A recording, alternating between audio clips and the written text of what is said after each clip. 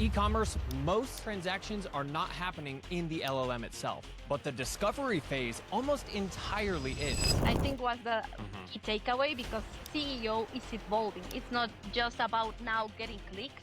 It's about getting visibility and how get your content be answerable about these AI features. So I think that it's the highest challenge that we have on an e-commerce side. We're moving from a keyword-based world to a more intent-based marketing. Gabriela is the head of marketing at Max Warehouse. She explains why product descriptions need to be written for LLM retrieval now, what Reddit threads and YouTube comments actually do for AI citations, and why a 150% lift in organic came from restructuring pages, not adding more. Reddit, it's one of the most important, for now, sites that actually the AI models review. You need to make sure that your website it's on schema markup. That structure of the website really matters, and also for LLMs, not only for Google, like content hierarchy, that your structured data it's well built on the website, and the core web vitals and the speed, they are still important. This playbook is helping her dominate in e-commerce, but it translates into other markets. I'm Austin Willman, and this is E-Coffee with Experts. Gabriela, you came out of a big agency, Saatchi, 5+ years ago, several years ago, let's say. Yeah. I don't know the exact timeline. And now you're running marketing for a just massive e-commerce retailer that's competing with Amazon.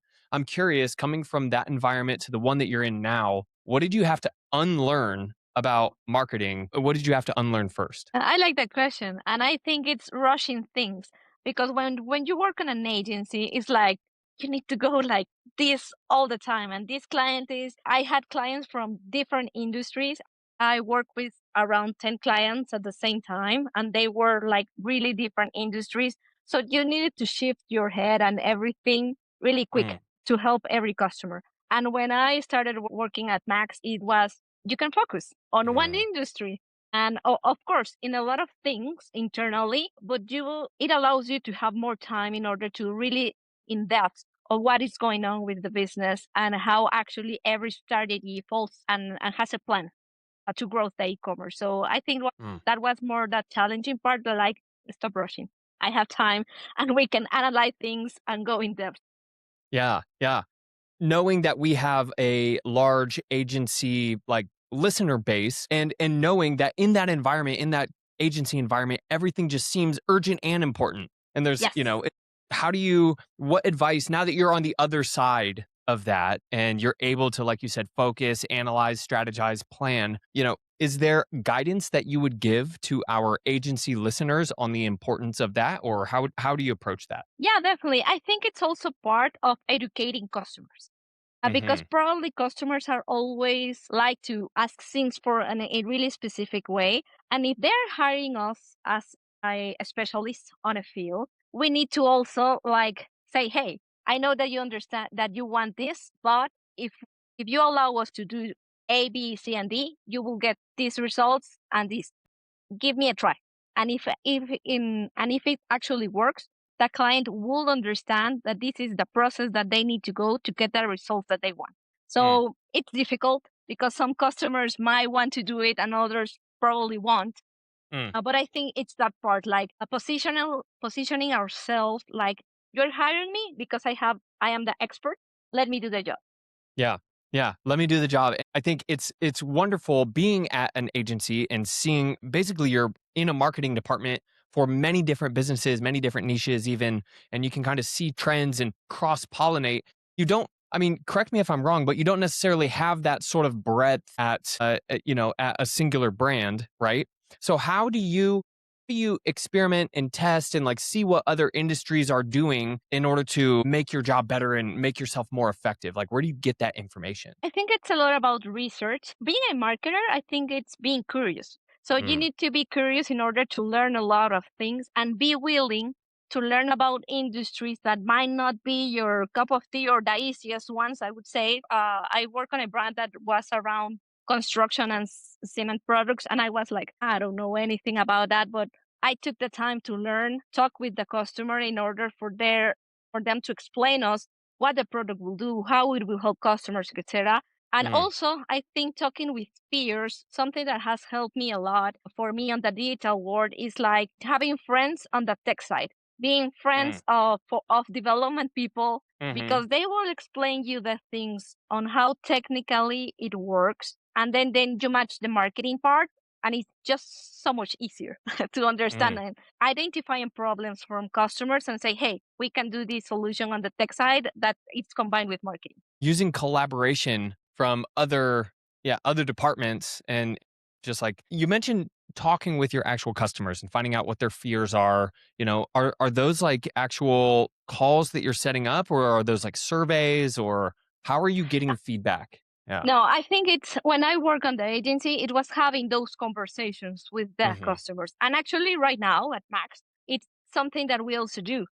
We wanted to expand to a B2B segment. We weren't at some point, like 3, 4 years ago, we actually only target B2C customers. And then we decided, hey, we need to go to the B2B world, but we don't know Mm, anything about that world. So we took the time like 4 months to have interviews with customers, and it helped a lot in order to build everything that we need to be ready for that specific industries.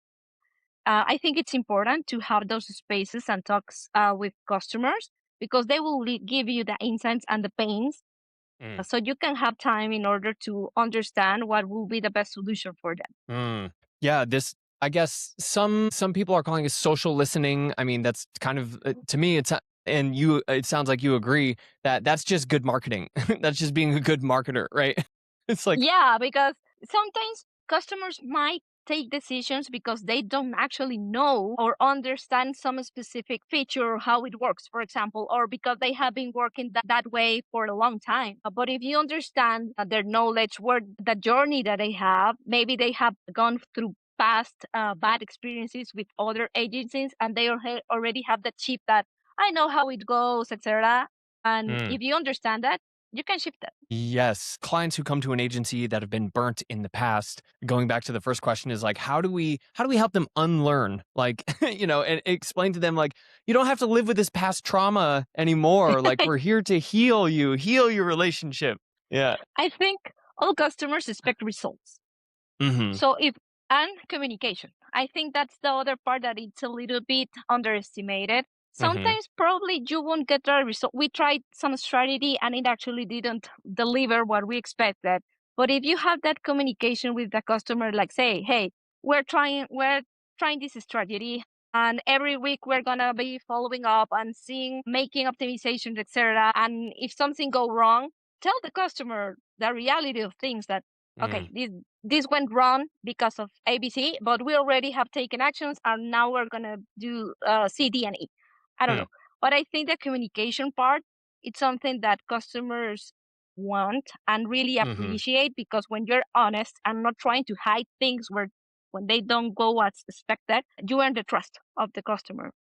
And when you show like those examples on how we're doing, when you start getting good results and start delivering, they will start shifting the way they see those past traumas. Hey, we hope you're enjoying the coffee and the conversation so far. This show is powered by Digital Web Solutions, and if you've ever wondered how the biggest brands actually build authority, this is it. DWS has a massive network of over 250,000 publishers, real sites that help you rank on Google, and more importantly, stay visible in AI search. It's the heavy lifting most teams just can't do on their own. As a thank you for listening, they're offering an exclusive free strategy call just for our eCoffee listeners. It's a great way to map out your authority plan for 2026. Just click the link below to book yours and see how they can help scale your brand.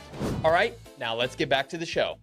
Yeah, you have to kind of hold their hand and like continue showing up. There's Yes. I'm glad you said something about this. I don't have a dog, but from what I understand, when you train a dog, you have to like consciously separate yourself from the dog and then come back to the dog like a minute before the dog starts to like whimper, I guess, like, Yeah. right? Or like bark, just to Yeah. build the trust, like, hey, I'm always going to come back. You can trust me.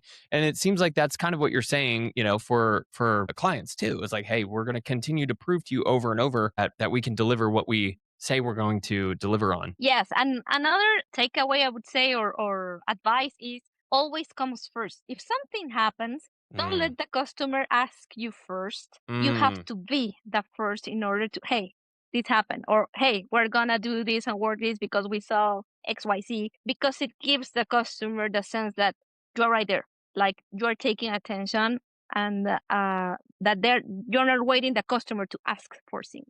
Yeah, yeah. Man, that is so huge, but it's tough to do if you're Yes. like if you're not good at it, it's tough because it's like it's a hard conversation that you have to bring up. Like, hey, we wanted to experiment. That's part of why you hired us. However, our hypothesis was wrong and we blew some of your budget on this and sorry, right? It's not a fun conversation to have. Yeah. But at a company like Max Warehouse, they take this servant leadership aspect very seriously, and you were named, correct me if I'm wrong, you were named a servant leader value ambassador. Am I saying that Yes. right? Yes. So you got this award or this title from a company that actually walks the talk. Like they take it seriously, but most people just treat that as kind of like a slogan or like something that our company says but never does. What does that actually look like in person, like when a decision comes and you need to step into that sort of role? Yeah, I think that's one of the reasons I love working at Max, because it has shown me and helped me grow as a leader. On past experience, I understood what I didn't want it to be as a Mm, leader. And this core value specifically of the servant leadership is, when you became a leader, it's not just giving orders. mm, It's your job to help your team members and your team in order to achieve our common goals. mm. So something that we actually practice is, we have like little book clubs within the team. And one of the books that we read recently or in the past was Crucial Conversations. And it Mm, was actually teaching our team members that they can be honest, and if they have something that makes them uncomfortable, or something it's not working on the team, like I don't know, the UX team is getting behind, and so dev is getting behind as well, and then everyone is mad because the campaign didn't launch at the time that it should have. It's like, hey, we need to talk about this and have a mm, meeting and be really candid about, of course, with being having respect with each other, but being really honest about how you feel, and that it won't get personal, because at the end it's work. But if we don't talk about things, they don't get resolved. So mm, that's why we try to teach to our team members. And for example, when something in the business doesn't go as expected, I try to have those honest conversations with the team members, and they actually appreciate it and they understand. Sometimes you mm, think they will be get mad, or they will think I'm a bad leader, I don't know, but they appreciate that transparency and that you like involve them in the mm. process, they understand why some decisions might have been made, and it helps for everything to flow better at the end. I absolutely okay.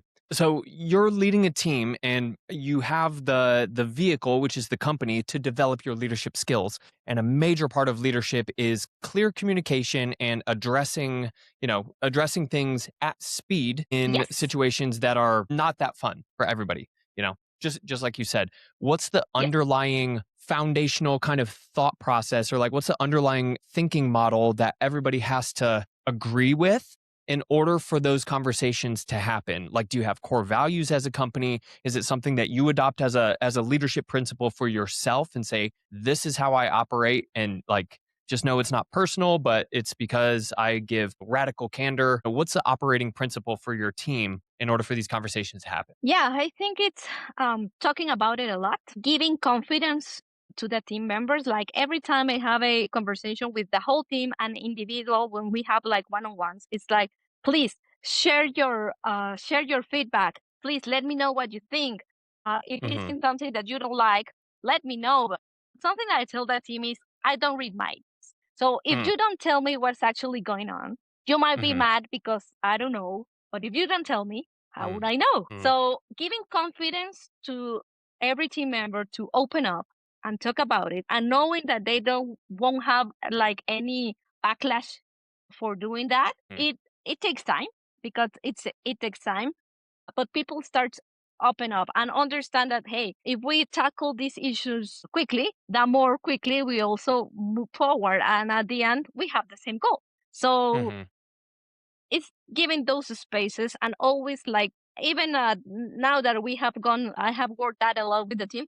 Every time that I talk to them, it's like, remember, you can always talk me and tell me everything. And if you need for us to speak with other team members in order to get any issues resolved, let's do it. So I think it's Someone said to me once, they're like, your culture is not strong enough until your team members roll their eyes when they hear you talk about it. It's like when your team's like, here we go again. Gabriela is telling us we are in a safe environment. Then you have a strong culture because they absolutely know. Yeah, that's yeah, fantastic. that's right. And the example is part of it. Like if you don't actually, like as a leader, do the things that you talk about, Hmm. they're not going to believe you, of course. Hmm. Hmm. So this, I mean, part of your role as the, head of marketing or marketing manager, I don't know why that was so Yeah, hard for me to think of. Editing team, please cut that out. So as your role as marketing manager, you have to see trends. Like you have to be on the cutting edge and like understand skate to where the puck is going. You can't be behind. And you and I were talking about conferences that you're going to, ShopTalk or e-tail, and like just to see what's happening. You were recently in Las Vegas at ShopTalk, yes. and I'm Yeah. curious what you learned from the conference and what's kind of like the one thing bringing back to Max where you're like, we need to be on top of this. Tell me a little bit more about what you're seeing in terms of cutting edge. Yeah. Definitely going conference to like ShopTop gives you like month of training in 3 days. Yeah. Yeah, like you see a lot of topics at once. It's really thrilling, and also talking with peers to understand what they are already doing in their Mm, companies that maybe we haven't. It gives you like better ideas and of course where the industry is going. Maybe we are not there yet or doing everything that we need should be doing, but you get the insight of okay, this is where the world is going, we need to go on that roller coaster as well. mhm, The conference was around AI regarding retail and e-commerce. mhm, So most of the topics were around how we are or companies are already starting using AI. I think my most important takeaways was that AI should be looked at in two ways, internal and external. So mm, internally, how AI actually helps make your operations more efficiently, like trying to map where you have most friction internally in order to understand how AI can resolve that. And to give you an example of what we have recently started doing in the company is that for some reason we have like a huge amount of data of anything. And like we wanted to analyze some shipping costs that we were getting from the last 3, 4 months, but it mhm, was around, I don't know, thousands of lines that we needed to review. And I was like, we are not going to review this like manually. And yeah, so I injected the dev team in this, and they actually created like a model where they analyze the data and they actually then create like a report that we just later need to inject with more data and it will come up with everything. But not only the dashboard, but the analyze of the data was already have been done by them. We only need to make sure that mm, everything makes sense. And what something that will have take us maybe weeks, they mm, did it in days. yeah, So it's how we actually take the time that like processing that data wouldn't be valuable. The valuable mm, thing is analyzing and understanding what action step we'll get from that data. So that's the friction. We resolve the friction of the operating side of having to manipulate that data or transfer that data in order to be useful. mhm, So I think that's on the internal part. And on the external part for e-commerce, definitely understanding how to enter on the LLMs, on how you start getting share of voice on LLMs. I think was the mhm, key takeaway because CEO is evolving. It's not just about now getting clicks. It's about getting visibility and how get your content be answerable about these AI features. So I think it's the more the highest challenge that we have on an e-commerce side, how we get the AI models to understand our content in order to be part of those citations and answers that they give. and how do you do that? I think it's three things. The technical side is still important. You need to make sure that your website actually what you need to work right now it's on schema markup. That's really relevant for AI models and also reviews. Reviews is also something that is really relevant because the AI model will not only look for the information on your website, but also will look or try to validate that information with other websites. So, for example, Mm, Reddit, it's one of the most important for now sites that actually the AI models review. mhm, So if there's people commenting on of your brand or your products within Reddit, they're gonna like match up the information, for mm. example. And the other part are FAQs, working on FAQs or that your content actually resolves customers' questions. If we get to produce our content in a way that not only describes the product but also like answers people's questions, you have more probability in order to appear on these AI models. So we're moving from a keyword based world to a more intent based marketing. I keep hearing Reddit come up over and over, and there were some studies that I saw that showed what percentage of citations pulled from Reddit, and it was still a relatively low number, like definitely under 5%. But I think that the LLMs, like, they see this as user generated content similar to like similar weight as reviews, is just not on, like a Google business profile, right? Yes. Yeah. Yeah, As I a think that company, yeah, tell me about that strategy. As a company, how are you generating user generated content in benefit of the company without just overwhelming people with reviews and Reddit threads and everything like that? Yeah, I think the challenge is because the AI models, what will they do is trying to validate your information in other places. Mm, So knowing that, for example, also apart from Reddit, YouTube is another place where a lot of people gets to do like if they do unboxings of your products, for example, mhm, people tends to talk about that. So I think the challenge is how we actually make, like you mentioned, user generated content that people talk about our brand, that people talk about our products, giving reviews that actually validate the information that you already been giving on the website. So I think that's why it's so relevant. And for example, we have struggled a lot with the reviews part. Like for some reason, it's really difficult for us that people actually gives product comments. We receive a lot of merchant comments, but mm. not around the product. So I think that's where we need to also understand, okay, how we can actually scale for our customers to give us reviews, not only on our website, but probably now in Reddit, YouTube, and other important sites that AI is considering right now. I have a personal friend who was my roommate in college who is a senior solutions engineer at Reddit. And I was talking with him the other day, and just talking about SEO and these concepts.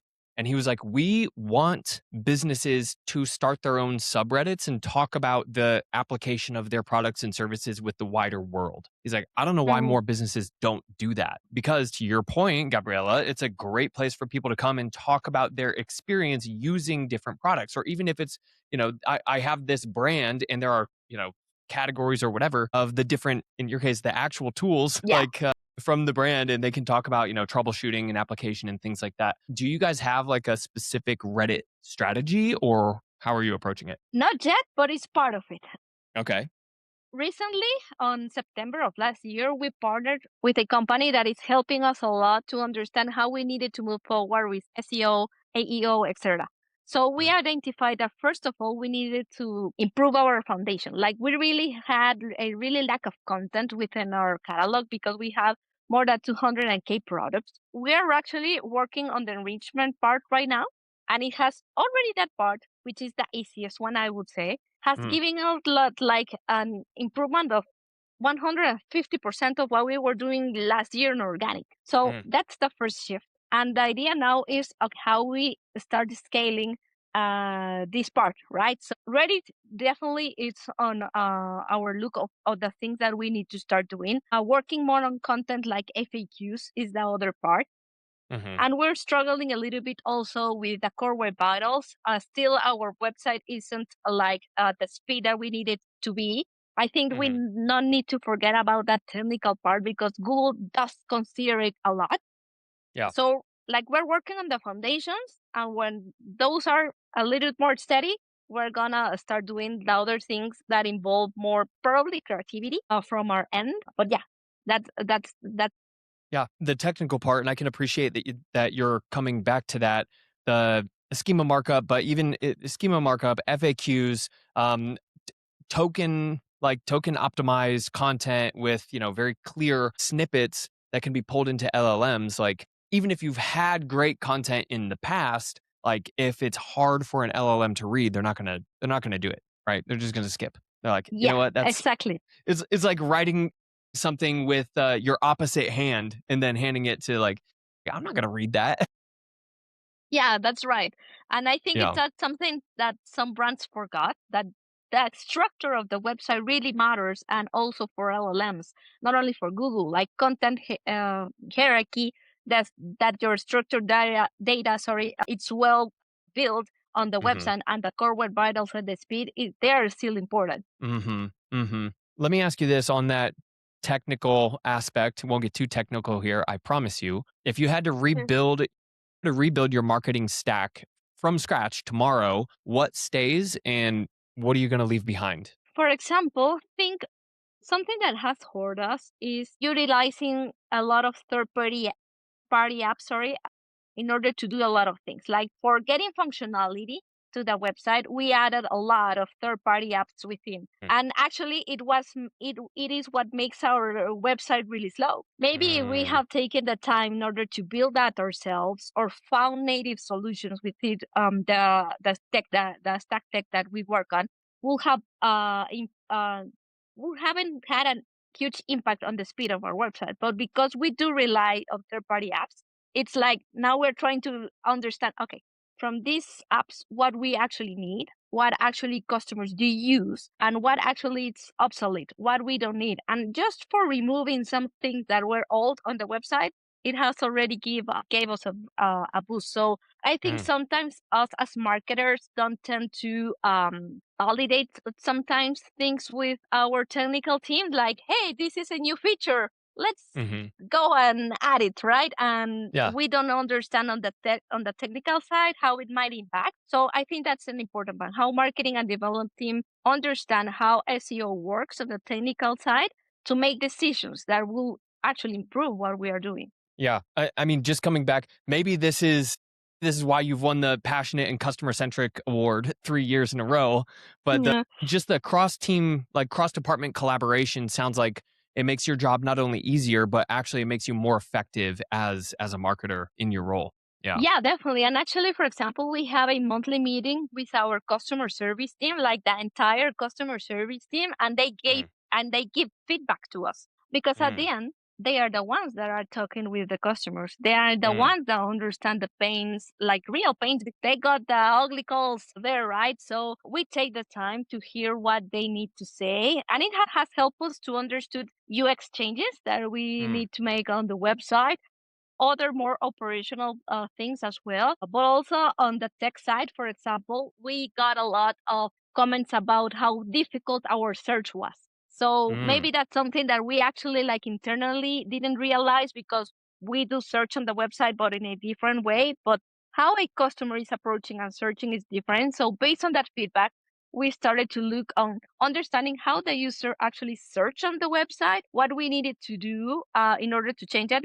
Just a little insight. For example, a lot of people, what tends to do, at least on our industry, is going on Amazon, copy and paste like the title that has more than 100 of keywords, and then go and paste it on our website. And of course, our search at that time didn't understand anything of that, and we have a lot of no results for the customers. Now with Mm. AI, Mm. it's really more easier to resolve that kind of issues. But we understood from customer feedback what we needed to enhance on the e-commerce for it to be helpful for them. So you're integrating AI on the website. Is that just like a chat bot or is it like a search bar right in the hero section or what is that? Right now on the search side, we have a specific tool that has AI integrated with it that helps a lot to understand the different queries and searches that we have from customers.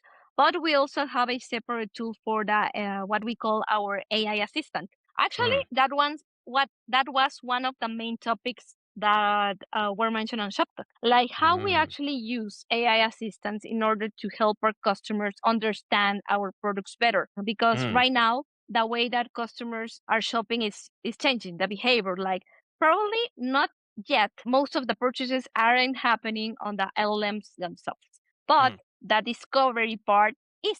So customers are researching a lot before taking a decision on LLMs, and they trust what the LLM says, and they Yeah. only go to the website to end or complete the conversion. So the more help you give customers understand the product, probably give more features about what the product does, because they want to make sure that it will fit like a little piece on their home, or the dimensions of a product. Maybe our product description is lacking that information. AI assistant will give that information, because the AI assistant will go outside and look that information and give that to the customer. So I think definitely it's a tool that needs to help us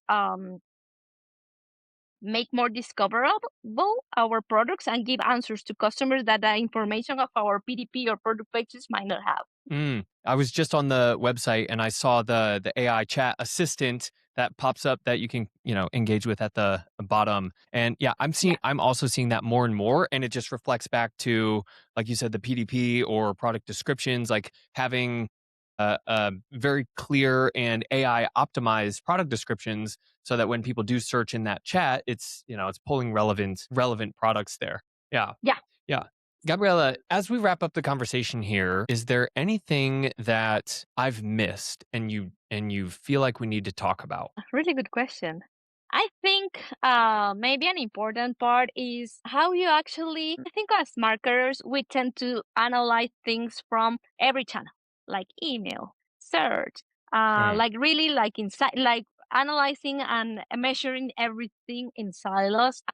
Something that I've discovered is that we need to shift that. And also in an agency world, like customers, if they are working with you for SEO specifically, I think we need to understand and also give customers the insights on how actually that impacts your business. Not only measuring the channel, but is this channel actually improving the growth of the business? And if so, maybe sometimes we might measure it like with ROI specifically of the channel. But what happens if that specific channel might not have a return of investment right now? But mhm, what you are doing has a return of investment in 2 years. For example, mm, SEO. I know that mhm. it's really something difficult to understand for some customers. Like they prefer ads because you get that return like tomorrow, right? Yeah.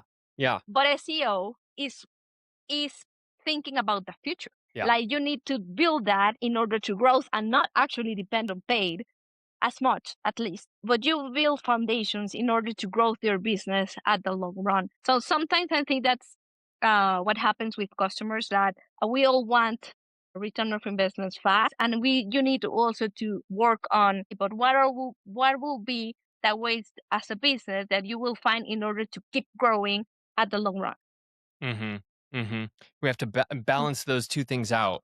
Like, we still need to buy some food from the grocery store so we can eat today while the seeds that we have planted grow into trees. Yeah, Yes, I love that. that's right. And thank you for bringing this up. It's tough because attribution is all over the place and we don't know which channels to invest more into or which ones we should maybe cut. It's like, gosh, yeah, Yeah, and I that's a think that whole, yeah, go ahead. another part is that understanding, for example, on Max, we are targeting B2C, B2B audiences, and we also work at marketplaces. But Mm, each channel behaves differently. And you mhm, acquire customers for B2C from certain platforms, sorry. B2B behaves differently. Organic is really relevant for B2B because they already know what they want to buy. So it's mm, more easy to acquire them, but the difficult part is the retention, for example, or on the B2C side as well. So it's just to understanding on where is your industry at and where you are acquiring customers and where we need to also work on retention, because they might be different channels that we need to take into look at in order to do so. mm. So it's understanding that every segment might have different behavior, and learning and understanding that it's really valuable. Each market segment, you mean like B2B, B2C, marketplaces? Yeah, some respond to email, some respond to Facebook, some respond to SEO, right? Yes, Yeah. Dang. exactly. Like for Yeah. example, some brands might think that Facebook is for everything, and Mm. nope. So No, you it's might, not. yeah, it's like, hey, no, if you want to go to the B2B, these are the specific channels you need to be at. But if you want to do this, you need to be at this. So I think that's Mm, something that is also relevant uh, to, to educate customers in that part, that every channel works for different things and for different segments. Where can we learn more about you and what you're doing with Max Warehouse and all the cool projects that you are working on? Definitely LinkedIn. You can follow me on LinkedIn. I try to be, maybe I'm not as active as I should be, but when there are relevant things, definitely I'm going to share that on my profile. Cool. Yeah. Encourage the audience to reach out, especially if you're in e-commerce or if you're running a team and you're looking how to, create a safe and productive environment for your team so information can move fast and you can take risks and try cool stuff without the fear of being disciplined for something that you just are trying to improve in the company. So I love it. Mm. Gabriela, thank you for being here. This is a fun conversation, and I can feel your energy, just coming from Shop Talk and everything else that's going on. I love your energy. So thank you for being here. Now, thank you for having me, Austin.